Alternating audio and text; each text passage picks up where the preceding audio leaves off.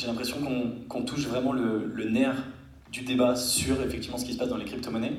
Et c'est extrêmement intéressant de voir le discours des sociétés qui émettent le token. Encore une fois, je le redis, ces sociétés, elles ne sont pas mal intentionnées.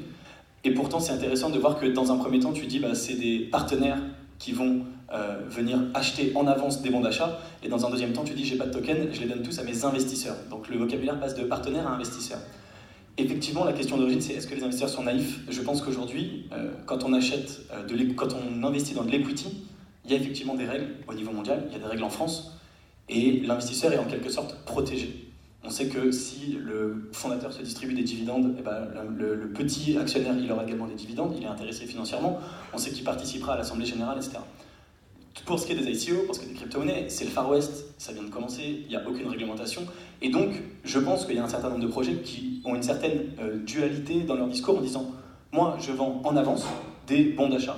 Ceux qui veulent utiliser mon token, achetez-le en avance, vous payerez moins cher, tant mieux pour vous. » Mais en attendant, ces projets-là sont quand même bien contents qu'il y ait des investisseurs du monde entier qui sont des particuliers, qui viennent investir et qui viennent financer les ICO. Et ces gens-là, effectivement, est-ce qu'ils se retrouveront? Dans la plupart des cas, je ne dis pas du tout que c'est le cas ici évidemment, dans la plupart des cas ils ne s'y retrouveront pas parce qu'ils n'ont pas compris, parce que ce n'est pas réglementé, et parce qu'effectivement, je pense, pour beaucoup, malheureusement, ils sont naïfs et c'est bien pour ça qu'il faut les protéger.